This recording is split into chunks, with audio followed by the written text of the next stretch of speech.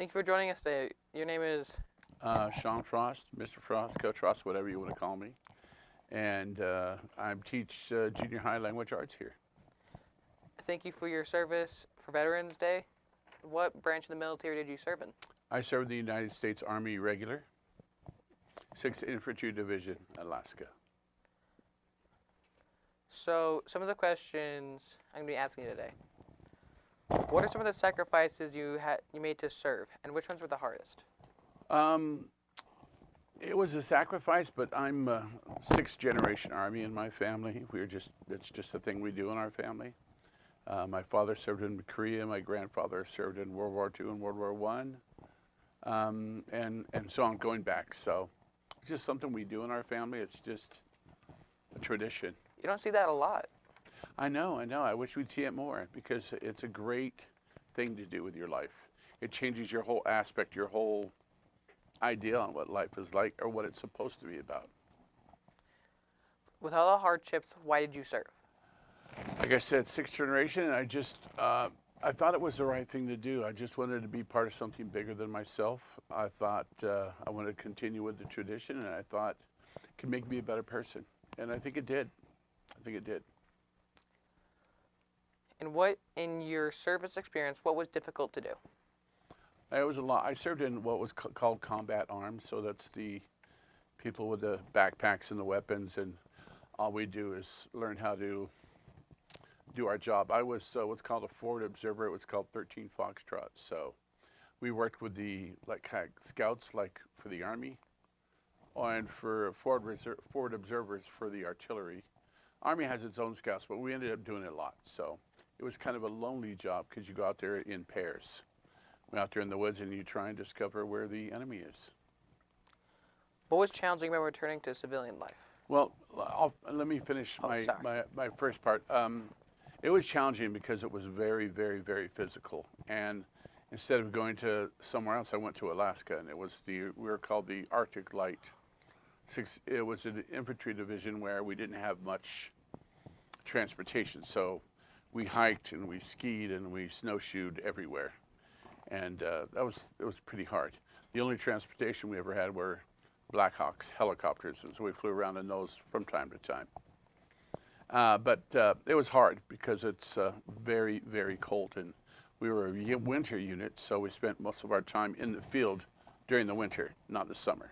So when it's out there and it's very, very cold, we're out there living in the trees and on the tundra and the woods, and pretty cold thing. But it was hard, but it was also amazing. Nothing like sleeping in your little man-made area and looking out and seeing the northern lights as you're trying to sleep at night, which is very long nights at that place. So what was challenging about returning to civilian life? Well, I came back all busted up for a multitude of reasons. But it was just strange to come back and suddenly be, I think I'll stay up till 3 in the morning. I'll sleep until 10. I didn't lose my discipline, but it was just strange to come back. It wasn't hard. It was strange. Getting the Army College Fund, to get into school was sometimes challenging, but it wasn't hard. It was just different. It was strange, but in a very good way. I knew every job I've ever had since the Army, I thought, when things get rough, things get tough, I thought, oh, I can do this. I've got this. I've been through a lot more challenging, whether that be mentally or physically.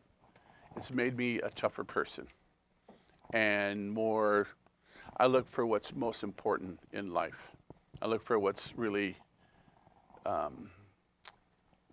try and see through some of what's going on that's not necessary in life, and I try and see the end goal for what I'm doing. And I think that helped me with that.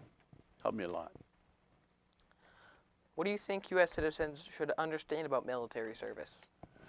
Well, unlike our ancestors, there's no draft. So every person you see out there in uniform, they volunteered to do that. It's something they decide to do because they want to serve. They want to do something. They want to be part of something bigger, like I felt. And you're away from your family, you're away from your loved ones. You can't just say, you know what, I think I'm going to leave for a while and take a month at home. You don't get to do that. You have to ask permission. You know, it takes time. You're away from family, your friends, sometimes hobbies, things you'd like to do. It's a lot of discipline. It's a great thing to do, but there are sacrifices. There are sacrifices. It's almost like being in school 24/7. You always have to answer to teachers who happen to be officers or people who rank higher than you. But it's a great way to live too at the same time. Is there anything else you'd like to add about your service? I'm glad I did it. I'm really glad I did it. I think it made me a better person. It made me, like I said before, see the end game. It made me think about what really is important in life and what is just fluff. And I feel proud to have done it. And I honor all the others who served and did things that I never did do.